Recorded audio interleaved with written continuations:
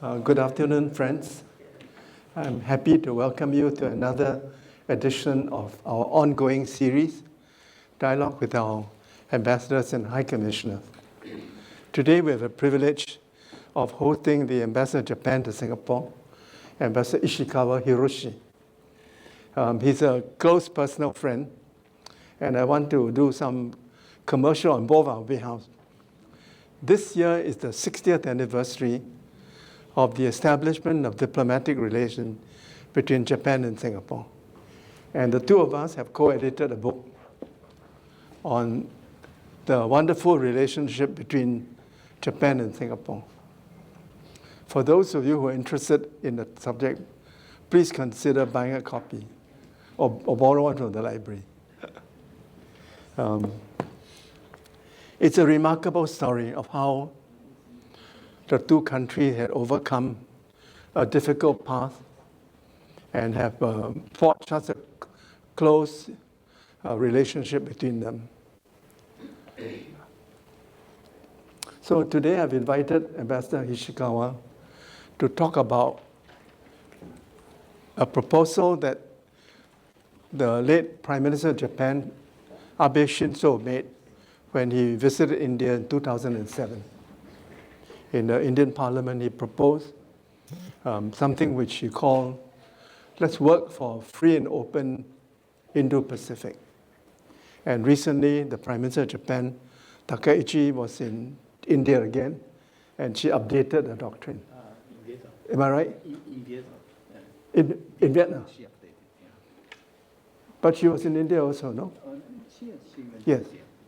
So anyway, I'll ask the Ambassador to explain Japan foreign policy in the region, Abe doctrine of free and open Indo-Pacific, and give us an update. Thank you for the kind introduction. I'm Hiroshi Ishikawa, Ambassador of Japan to Singapore. And before I begin, I would like to express my gratitude to Professor Tommy Ko, for hosting me and for organizing this lecture. And to my fellow ambassadors and high commissioners and diplomats for taking time to be here, and to all of you to join me. Sorry. It is a great pleasure to speak with you, and I'm very much looking forward to an enriching discussion with you all. Indeed, I have been looking forward to this opportunity for quite some months now. I was originally scheduled to deliver my lecture in May. Then I received a message from the CIL requesting a postponement to June. As Rabia, the Pakistani High Commissioner, wished to deliver a lecture on the mediation between the US and Iran. Given that the whole world had its eyes on it, I was more than happy to oblige. Then, in early June, I received yet another message from the CIL, this time requesting a further postponement to July, as Gabby, our then New Zealand High Commissioner, wished to deliver a lecture on international law before her departure from Singapore in early July. Unlike her, I was not going anywhere anytime soon. So I said yes once again. And that is how I ended up with more than enough time, perhaps a little too much time, to prepare for today's lecture. I conducted extensive research and put together around 60 slides. Since English is not my first language, I thought it would be helpful to write out a full script, which eventually came to nearly 3,000 words. I rehearsed it multiple times, and each run-through took around 30 minutes, well within allotted time. Sounds good, right? I was feeling rather good about it. Then yesterday, at around 5 p.m., I received a message. That was from Professor Tomiko, asking me to reduce my slides to around 10 because 60 were far too many. Yes, you heard that right? Reduce the slides from 60 to 10. To make matters worse, I had 2 events to attend last evening, leaving me almost no free time, whatever. So how should I respond? I thought to myself, this is a crisis. And as a diplomat, it is my professional duty to manage crisis effectively. That includes this one.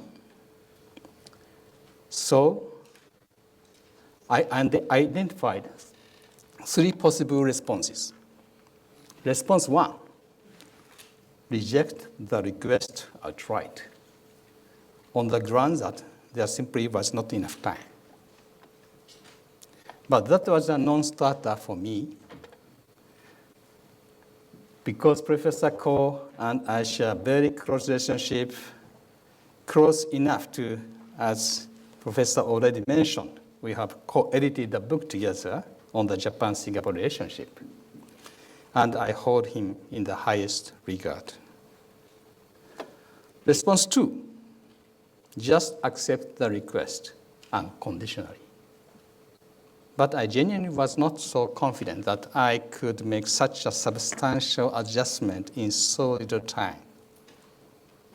So I went with response 3. I replied, I will try. No firm commitment, but it sounds cooperative. I believe that itself is a form of diplomacy. Indeed, in this profession, the situations you find yourself in can change at any time, at any moment. And what matters is to adapt and rise to the challenge. And that, as it happens, is very much one of the key points I try to convey about Japan's FOIP through today's lecture. To that end, today, I'd like to accomplish 2 things. First, I'd like to show you how Japan's diplomatic initiative of FOIP was born and how it has evolved to today, as shifting international dynamics have continuously stimulated and reshaped it. I believe we can all draw a broader lesson from FOIP's trajectory that any diplomatic doctrine or strategy or initiative must evolve in response to a changing world. Second, I try to address and dispel any misconceptions about FOIP. I hope that by the end of today's lecture, you will come away with a clear understanding that FOIP is not directed at any specific country, but is rather aimed at fostering cooperation among like-minded countries to tackle shared challenges. With these 2 points in my mind, let us begin. Actually, let me open with a question. How many of you have heard the term FOIP? Many? Okay, thank you. As some of you may know, FOIP stands for Free and Open Indo-Pacific. But what exactly is free and open Indo-Pacific? To answer that question, let me take you on a brief journey tracing where the concept came from, how it has evolved, and what it means for those of us living at the geographic as well as strategic heart of the region it describes. Indo-Pacific is a region stretching from the Pacific to the Indian Oceans. We didn't always think of it as a single coherent space. That understanding began to change in 1978 when then Prime Minister of Japan, Masayoshi Ohira, advanced the Pacific Basin Cooperation concept, a proposal to build cooperative ties among the countries around the Pacific. Prime Minister Ohira subsequently proposed the Pacific Economic Cooperation Council, or PEC, to Australia's Prime Minister Malcolm Fraser, who embraced the idea. Established in 1980, PEC became a forum for 24 member committees in the region to study and discuss a wide range of regional issues. Its defining feature is its tripartite structure, bringing together business, academia, and government. Its secretariat is based right here in Singapore. Building on that foundation, governments formally came to the table with the launch of the Asia-Pacific Economic Cooperation, or APEC. Proposed by Australia's Prime Minister Bob Hawke, APEC was established in 1989 with 12 founding member economies, namely Australia, Canada, Japan, the Republic of Korea, New Zealand, the US, and 6 ASEAN member states, including Singapore, where the Secretariat is also based. Its membership has since grown to 21 economies now. This is how the Pacific broadened into the Asia-Pacific. So, how did Asia-Pacific turn into the Indo-Pacific? As Professor Tomiko just mentioned, in August 2007, then Prime Minister of Japan, Shinzo Abe, addressed the Indian Parliament in a speech titled Conference of the Two Seas. Prime Minister Abe said, the Pacific and the Indian Oceans are now bringing about a dynamic coupling as seas of freedom and of prosperity. A broader Asia that broke away geographic boundaries is now beginning to take on a distinct form. This was arguably the first time anyone explicitly linked the Pacific and Indian Oceans in this way and articulated the notion of a broader Asia. Here, we see the seas of what we now call the Indo-Pacific. As the concept of the Indo-Pacific took shape, a crucial addition soon followed, free and open. Here, we meet Prime Minister Abe again, this time in Kenya. In August 2016, Japan hosted the 6th Tokyo International Conference on African Development, or TICAD, in Nairobi. Since its launch in 1993, TICAD had always been held in Japan, so making this a historic milestone, the first TICAD convened on African soil. In his keynote address, Prime Minister Abe declared, "What will bring stability and prosperity to the world is a great dynamism, born of the union between two free and open oceans and two continents." He continued, "Japan will take responsibility for nurturing and enriching the confluence of the Pacific and the Indian Oceans, and of Asia and Africa, as a place free from force or coercion, one that prizes freedom, the rule of law, and market economies." And he called on us to turn the expanse from Asia to Africa into a main artery of growth and prosperity. That Nairobi speech marked the moment the concept of a free and open Indo-Pacific truly crystallized. It also gave the concept its core principles, freedom and the rule of law. While FOIP was unveiled in the context of the outreach to African nations, as I just described, Japan subsequently defined it into a diplomatic vision for the Indo-Pacific as a whole. In January 2018, then Foreign Minister Taro Kono told the Japanese parliament that maintaining and strengthening a free and open maritime order in the Indo-Pacific region as a global commons will bring stability and prosperity equally to all countries in the region.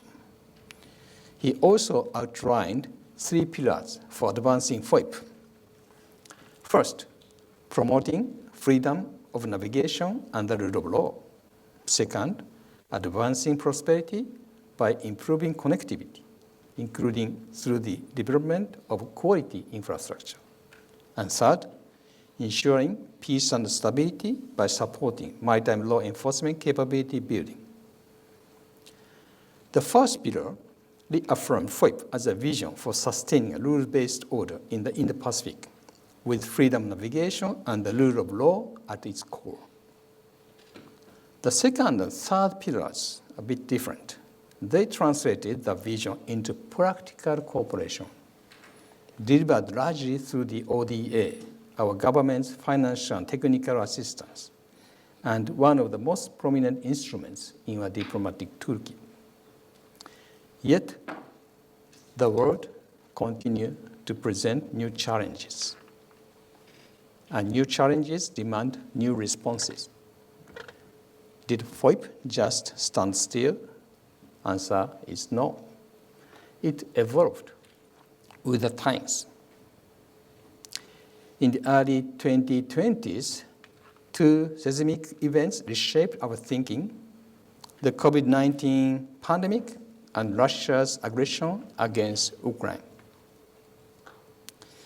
Against the backdrop, then Prime Minister of Japan, Fumio Kishida, set out a refreshed framework for FOIP in March 2023. The war brought a sharper focus on peace, while the pandemic underscored the importance of the global public goods.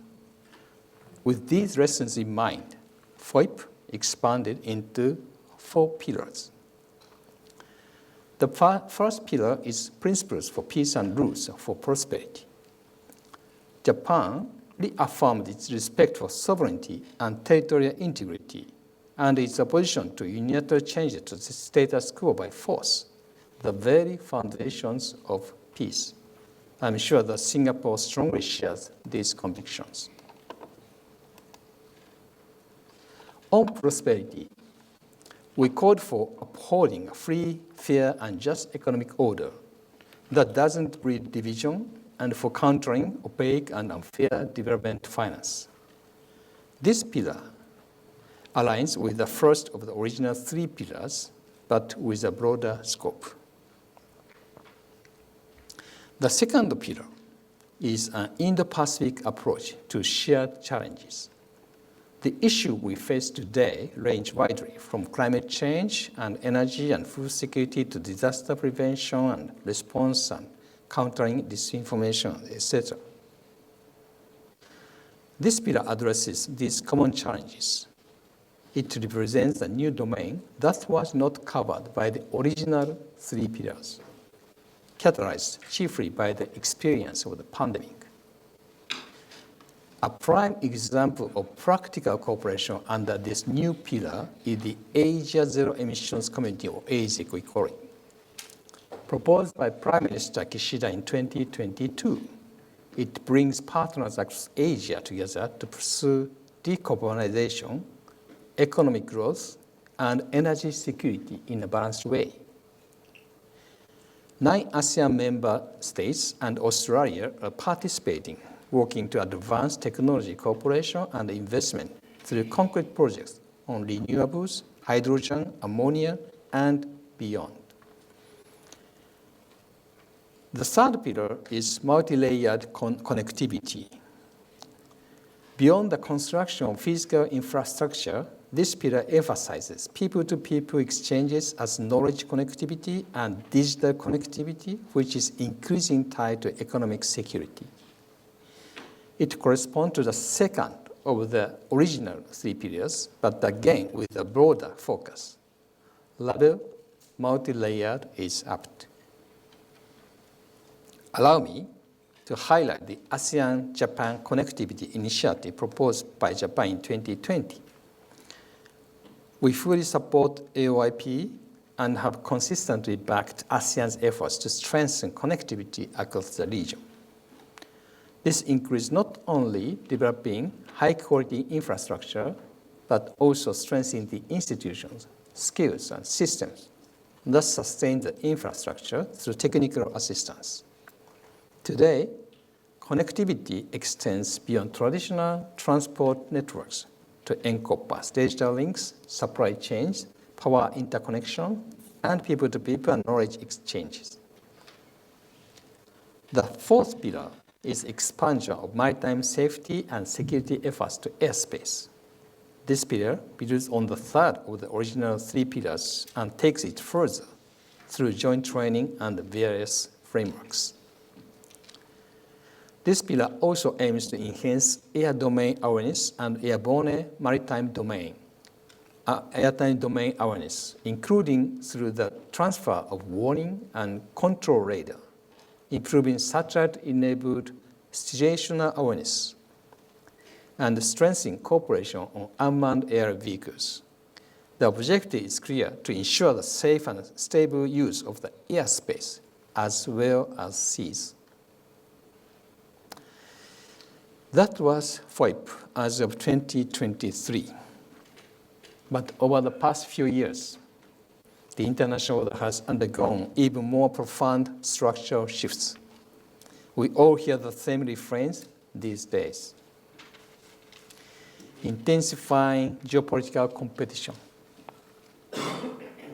the growing use of economic coercion, accelerating technological innovation, and the rising influence of the global south. FOIP must adapt to these new realities. In that spirit, in May this year, Prime Minister Sanae Takaichi outlined the updated FOIP in a speech in Vietnam. She first made clear that the fundamentals remained unchanged: freedom, openness, diversity, inclusiveness, and the rule of law. She then stressed that in today's challenging environment, countries across the region must strengthen their agency and resilience across the economic, social, and security realms to shape their own future amid complex interdependence. The key words here are agency and resilience. As the international order continues to evolve, it is crucial for each country to build its capacity to withstand external shocks and to retain the ability to determine its own development path.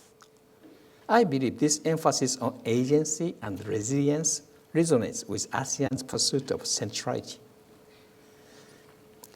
Building on this approach, Prime Minister Takaichi identified three priority areas.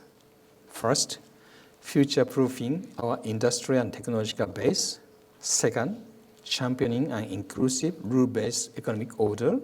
And third, strengthening regional defense and security capacity. The first priority area, future-proofing our industrial and technological base, has three components: supply chain diversification, AI-era digital infrastructure development, and innovation acceleration. Let me highlight a few examples in this area, particularly those most relevant to Singapore. The Partnership on Wide Energy and Resource Resilience Asia, or Power Asia, emerged in response to the crisis triggered by a blockade of the Strait of Hormuz following US-Israel strikes on Iran. The situation suddenly placed at risk a steady supply of petroleum products critical to the region's economy. Recognizing both urgency and the need for Japan and ASEAN to strengthen regional supply chains together, we launched Power Asia in April this year following an emergency online summit with Asian leaders. It is a framework of approximately $10 billion US dollars, combining financial assistance for local companies with emergency loans to governments in the region. In procurement terms, this could support up to about 1.2 billion barrels of crude and petroleum products, roughly equivalent to ASEAN's annual crude imports. Beyond short-term crude purchases, it also aims to establish a region-wide system for stockpiling and coordinated release, while promoting energy efficiency and the development and deployment of new energy sources. As the first project under Power Asia, Japan pledged financial assistance to Vietnam to procure and store crude at the Ninh refinery. Many more projects have followed. And yet, at first glance, one might ask, why does Japan have ASEAN procure and store crude? The answer is straightforward. If crude stops flowing into ASEAN, Japan feels the impact as well, because Japanese industry relies on regional supply chains that require a steady flow of crude to produce a variety of goods from medical equipment to food packaging. In other words, a disruption to crude supplies in the region would halt production and undermine Japan's access to these essential products. Power Asia is therefore about sustaining economic activities across the region, including in both ASEAN and Japan. Turning to AI, just as every conversation does these days in this area, the two dominant players are the US and China, undoubtedly. And the challenge for others is how to secure AI sovereignty, that is, the ability to choose and deploy AI foundation models, data, and infrastructure on their own terms without excessive dependence on any particular countries or on a handful of firms. Japan is advancing AI sovereignty through development, governance, and infrastructure, and we share this focus closely with Singapore. Singapore is developing CIL, an AI model designed to understand Southeast Asia's diverse languages and cultures. Under an MOU with AI Singapore, Japan has been jointly evaluating such models. Beyond Singapore, Japan and Cambodia are co-developing a local language AI for Cambodia. And in October last year, Prime Minister Takaichi announced the ASEAN-Japan AI Co-Creation Initiative, through which we will work with ASEAN partners to build a safe, secure, and trustworthy AI ecosystem. The second priority area, championing an inclusive, rule-based economic order, likewise, consists of three elements: driving sustainable growth, deepening connectivity, and promoting free trade and investment. Let me offer a few examples here as well. The Comprehensive Progressive Agreement for Trans-Pacific Partnership, or CPTPP, may well be familiar to some of you, or for good reason. That is because its origins can be tracked back to the Economic Partnership Agreement involving 4 countries: Singapore, New Zealand, Chile, and Brunei. As those countries look to expand a partnership, several other like-minded nations joined, including Japan, and the ambitious agreement was about to come into effect. The prospect of that expanded partnership appeared in danger when the US withdrew.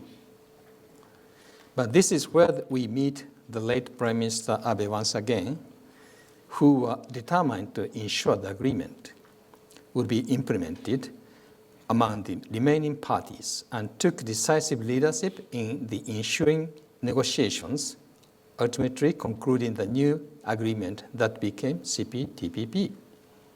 In other words, it was a vision born in Singapore and was eventually brought to fruition by Japan in cooperation with many other like-minded countries.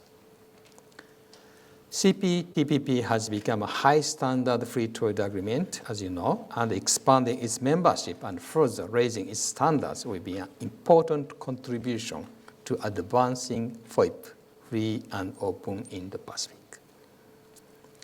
We will pursue strategic expansion, including commencing preparatory talks toward accession with the Philippines and Indonesia, while working to upgrade the agreement by strengthening disciplines on e-commerce and supply chain resilience, and by enhancing cooperation to address market distorting practices and economic coercion.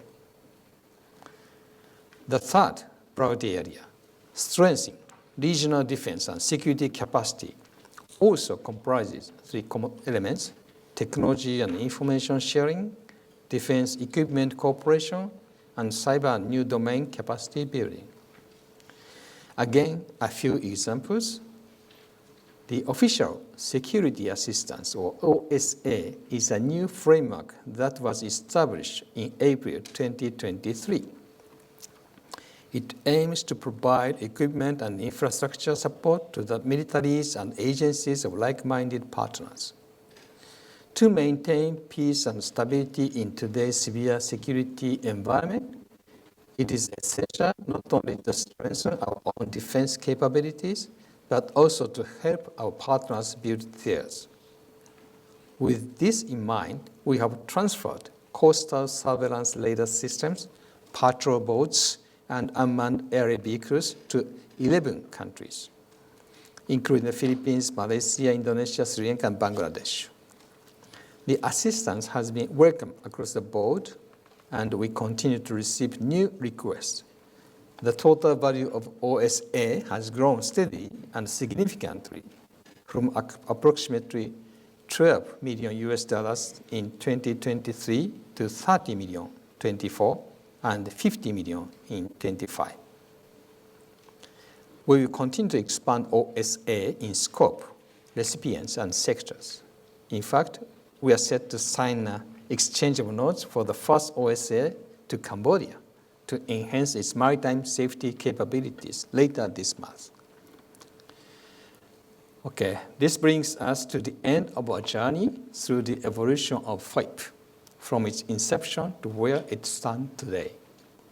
A decade on, the concept has garnered broad support among partners, including US, Australia, New Zealand, India, Republic of Korea, UK, France, Germany, Italy, the Netherlands, and Canada, and many others.